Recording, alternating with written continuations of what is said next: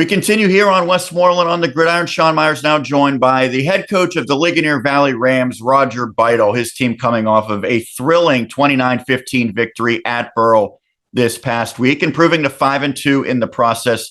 And Roger, before the game, you told me your team this year was looking for a trademark victory. It seems like this certainly qualifies. How big was that win against the Buccaneers for your program?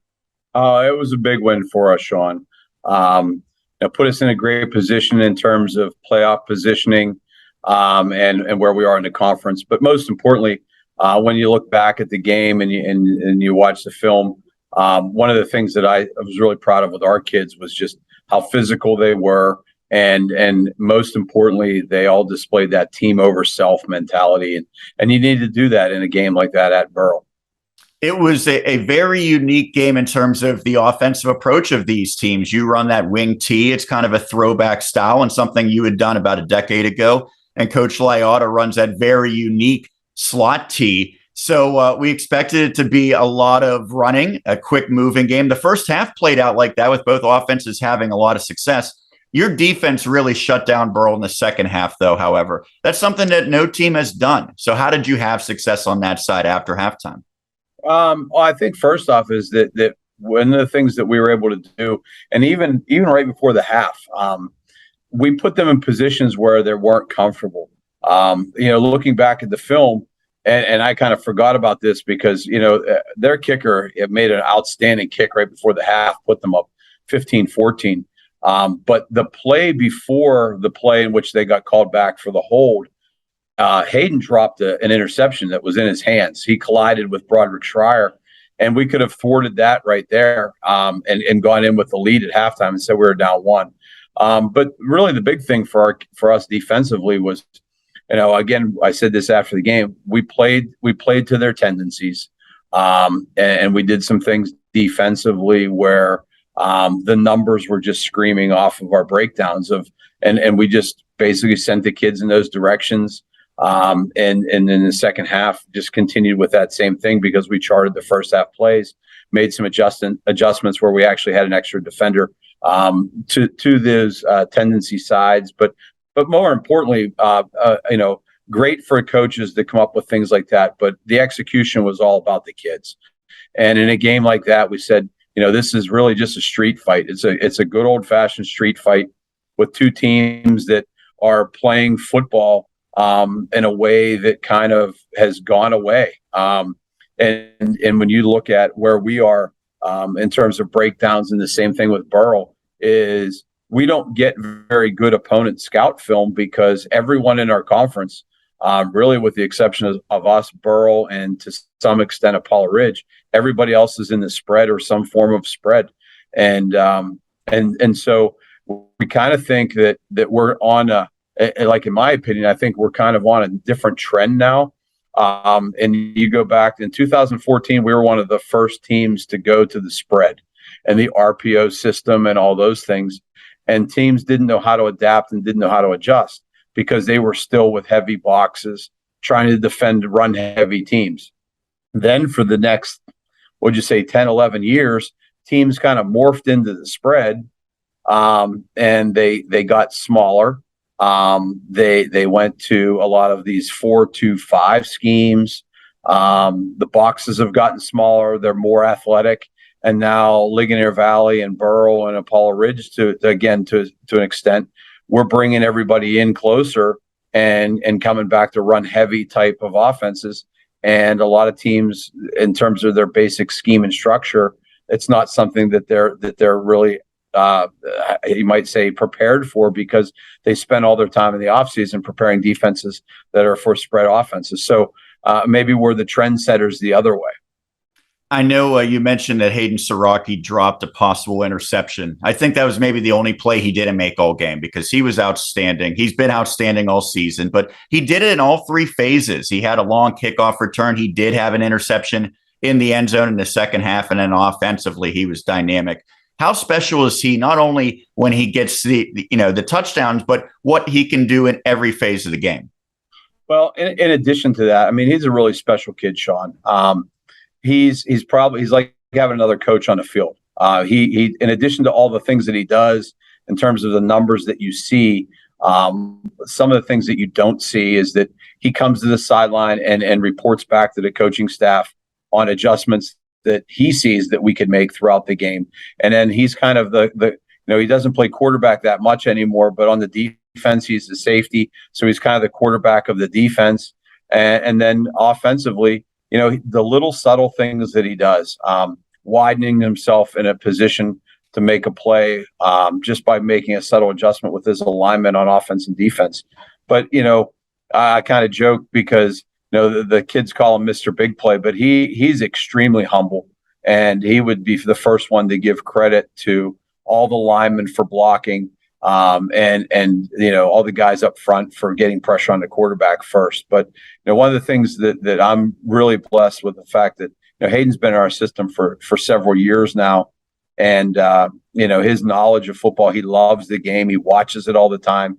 He goes to Pitt games on Saturdays and stays abreast. And that's really, really for us, kind of like, coming back old school football kids. I remember you'd watch Sunday or Saturday and Sunday, you'd just watch football all the time. And a lot of kids don't do that anymore because the way social media is set up, when fantasy football games, et cetera, you really root for teams and you're more concerned with how many receiving yards somebody had than actually watching the game itself. But he's old school. He brings it back. We're really lucky that he plays for us. And, as long as he continues to perform, I think that all the kids around him will also be able to rise up. And they also, they play hard for each other. And I do have to say this about Hayden is that, you see his runs and you see him in all three phases. But the other thing that you have to respect is when he doesn't get the ball, he big plays blocking on the flank with when other people are carrying the football. He's out there doing his part as well. And that team over self mentality is something, that I'm really proud of as the head football coach, because I think that's something that we hang our hat on as a program. This is the third year for Ligonier Valley back in the WPIAL. And the first year, 2020, was chaotic with COVID. And then last year, you played just one Westmoreland County team. Obviously, you're focused primarily on your conference schedule. But this year, it seems like things are a lot better in terms of you get some matchups that are really intriguing to people in the area. You get to play a lot of Westmoreland County teams and just a lot of good local matchups overall. How exciting is it for you and for your players and fans to go through this experience? Well, I mean, we love it. We really do. We absolutely love it. Like the game that we had Friday night against Burrell, with all the fans, the intensity of the game, the players, everything, the coverage. Westmoreland Sports Network. I mean, we won't live in the past, but when we were on district runs and things like that, it was just an oh, by the way. Now, we get a spotlight, we get a chance to highlight our program. And what we get from it is outstanding. And, I think that, not looking ahead, but the fact that we're going to play a school that's 8 miles away from us, that's a conference game, and they're within Westmoreland County is one of the most exciting things that we've had. I would equate it going all the way back to, the early 2000s, whenever we would play Laurel Valley. And Ligonier Valley would play Laurel Valley. We're the same school district, two separate schools. We were in the same conference, and those games were heated, rival games.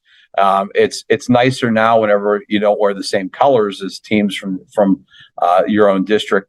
But in terms of our movement to the WPIL, I'm ecstatic for it, and for us in terms of our program, it was a great move. I applaud our administration for the move.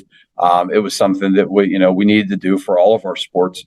And now, we're really, I think, enjoying the entire opportunity.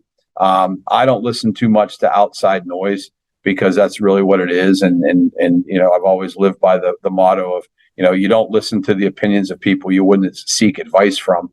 But I know that, when we were in a Heritage Conference and we were in District 6 and we were winning a lot of football games, people would always say, oh, well, but, you get the oh, well, buts all the time. And now we're in the WPIL, and with the win on Friday night, it's the third consecutive season that we guarantee that we'll have a non-losing regular season. So all those no, oh, by the way, let's see how they do, how they compete.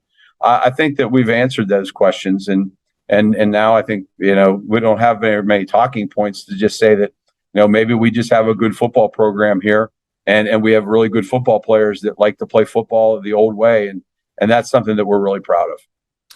And so lastly, we mentioned it was somewhat of a signature victory here in 2022 to defeat Burrell. I think this next game, if you get the victory, certainly would qualify as one-upping that. You're going against Sarah Catholic. This is the defending champions in Class 2A in the WPIAL, and they seem to be just as good, if not even better, this year. What stands out about Sarah, and what ultimately will you have to do to have success? Well, I mean, the first word that comes to my mind is just athleticism. At every position across the field, they just have outstanding athletes, and that's really what the staple is of their program. Is everywhere you go, those kids can run. You look at every position on the field, they can run. They get to the ball. They're extremely aggressive, and because they can run and because they have such great athleticism, then they put a tremendous amount of pressure on you in all three phases of the game. I mean, in special teams, they're going to put a tremendous amount of pressure on you in terms of the fact that every one of their kids has an opportunity to return it to the house for a touchdown. So you have to be really careful in the kicking game. When they kick the ball, because of their speed and athleticism, they put great pressure on you that, they're going to fake it. They're going to onside kick you, regardless of the score. I know a couple years ago, we went down there and the mercy rule is in effect, and we were the recipients of 3 consecutive onside kicks. So those are all things that you have to be prepared for. And then the same thing offensively and defensively. Offensively, a simple hitch pattern can turn into an 88-yard touchdown pass. And in terms of defensively, they get right up in your grill. They play man. They basically challenge every man on the field to beat them. And they just said, well, hey, we're going to out-athlete you. And so we have to figure out a way that we can work to our strengths and maybe run the ball at them, keep the ball out of their hands, and contain them on the offensive and the defensive side.